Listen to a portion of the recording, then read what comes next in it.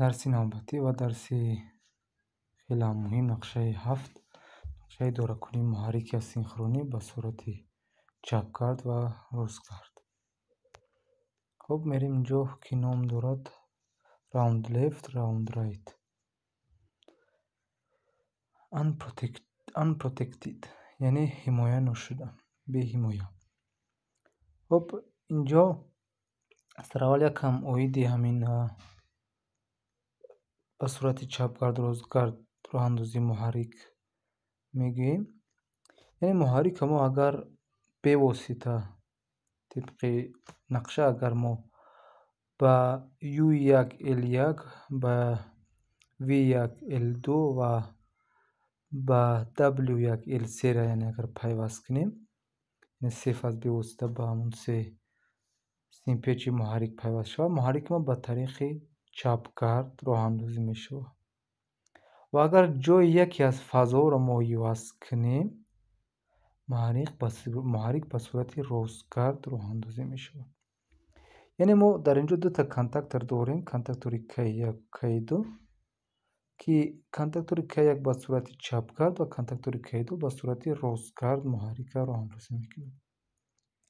ки дар нақша мо агар бинем, таваҷҷӯҳ кунем, L1 омад, ҳам ворид шуд ба K1 ва ҳам ба K2. L2 ҳам ба K1, ҳам ба K2, L3 ҳам ҳамчунин. Даромадашам ба K1 сеюм, қутби сеюми K1 ва K2. аммо аз қисмати баромад агар бинем, K1 L1-аш ба якуми муҳаррик, L2-шам ба дуюм, L3-шам ба сеюм симпечи муҳаррик. аммо дар қисмати агар K2 бинем, L1 ки аз тиғаи якуми K2 убур мекунад, омадагиаст, пайваст шудааст ба сеюм симпечи муҳаррик. L2 ҳам бошад ба дуюм, L3 ҳам ба якум. яъне ҷои якум ва сеюми фазаҳо дар контактори K2 иваз мешавад. агар мадори фармонша агар як бинем, наздик бинем, агар мо ба ин шакл бинем, ин аст идоракунии муҳаррик ба сурати доим, инашам ба сурати доим. яъне ду то масир аст ки ҳардуи он ба сурати доиманд, тибқи нақшаи гузашта ки мо оиди инҳо гуфтем. мерем дар нармафзори Simulation Relay мебинем ки ба чӣ шакл чапкард ва рӯзкарди муҳаррик кор мекунад. Сараввал боз мо як манбаъ дорем, як муҳофизаки сефазаи F2, дуто контактори KM1 ва KM2 ва як ҳимояи аз сербории F1. пайвастагиро анҷом медиҳем. синкашиша, яъне аз F1 баромади якум фазам омад ба контактори KM1, дуюмам бошад ба дуюм, сеюмам ба сеюм. қисмати KM2 ҳам гуфтем ки вурудиш мисли KM1 аст.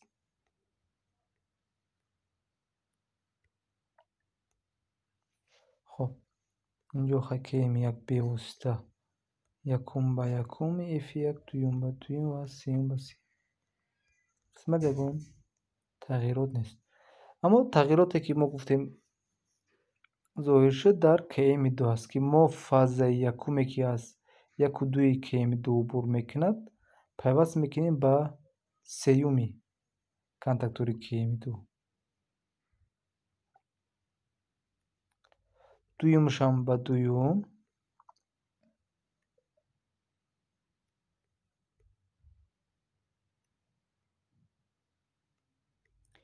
сеюм бошад ба якум.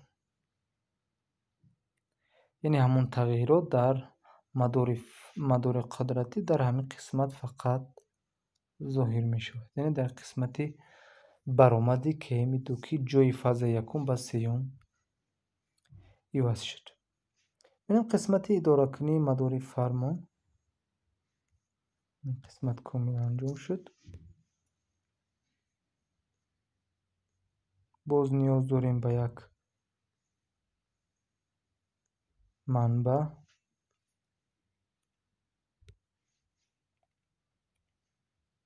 Нейтрал якта.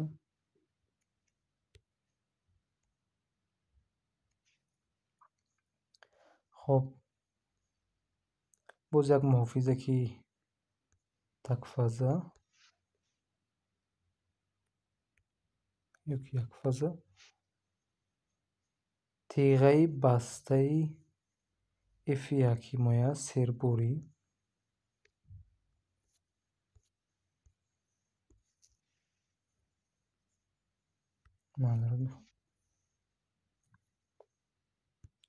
теғаи баста ва она қисмати value тег нисбат метиҳем ба F1. хоб то инҷо ки тибқи қаблист ва якто стоп ту старт. То инҷоро мебинем. фақат тағйироте ки дар инҷо гуфтем ворид шуд, ҳозир мо инҷора аввал теғаи бози худ нигоҳдорандаро ба KM1 нисбат медиҳем. KM1 мо ниёз дорем ба як старти дигар. Старти якуми мо чапгард аст, старти дуюм бошад ростгард, яъне SC ва бозам ниёз аст ба як теғаи худ нигоҳдорандаи KM дуюм. ин қисмати тег KM рақами 2 ва ниҳоятан симпич. сараввал мо ҳозир беистифода аз теғаи ҳимоявӣ, яъне қулфи электрикӣ, мо ҳозир пайваст мекунем ва мебинем чӣ хатар дар ҳамин схемаи тасвиркардагии мо вуҷуд дорад. яъне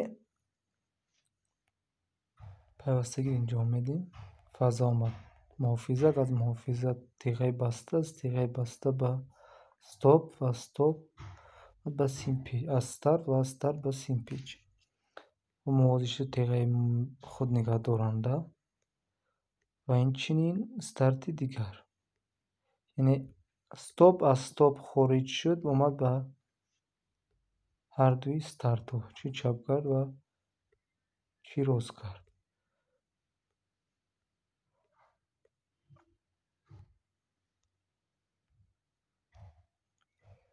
хоб яъне то инҷо ки ягон тағйирот нест. Фақат мо гуфтем дута масир дорем. Масире ки старти S2 аст, бу теғаи худ нигоҳдорандаи KM1 ба сурати доим аст ва S3 ки бу теғаи худ нигоҳдорандаи KM2 аст. схемаро роҳандозӣ мекунем ва мебинем дар куҷо чӣ иштибоҳ аст.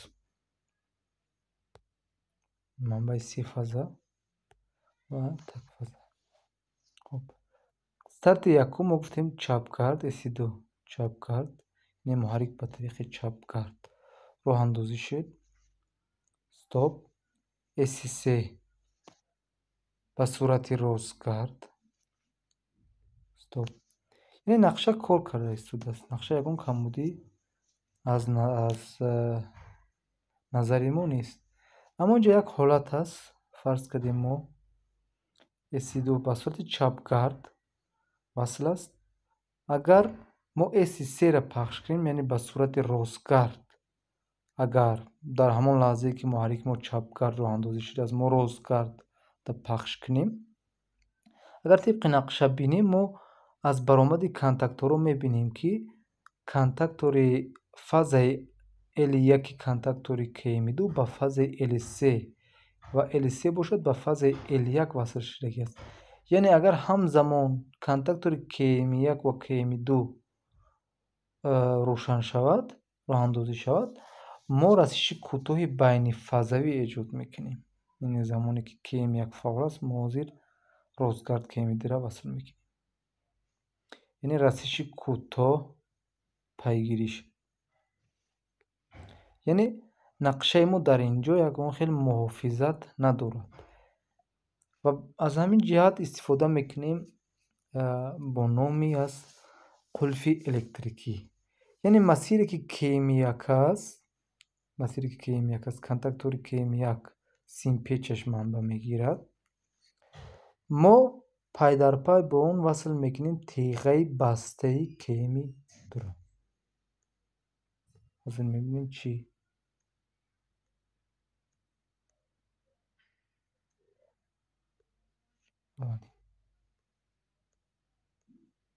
яъне дар масири КМ1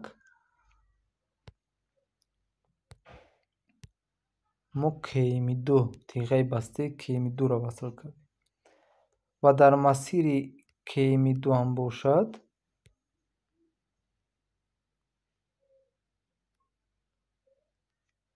теғаи бастаи КМ1 ва мебинем ки чӣ фарқият дар ин ҷа эҷод шуд дар схема. қисмати роҳандозӣ КМ1 ба сурати чапгард, яъне агар мо ҳамзамон бинем дар масире ки КМ2 аст, аллакай аз қисмати теғаи бастае ки КМ1 буд боз шудагиаст ва мо ҳар қадар ки агар S3-ра васл кунем, муҳаррик ба сурати ростгард роҳандозӣ намешавад то замоне ки мо стоп яъне S1-ка пахш накунем. ва ҳамин хелам барои S2 замоне ки S3 муҳаррик ростгард роҳандозӣ мешавад, КМ2 фурӯзон аст, масири КМ1 қатъ аст. яъне ҳамин аст қулфи электрикие ки байни КМ1 ва КМ2 ки набояд ҳамзамон васл шаванд, ки расиши кӯтоҳи байнифазавиро ба вуҷуд меорад. ин аст схемаи оддитарини роҳандозии муҳаррики асинхронӣ ба сурати чапгард ва ростгард.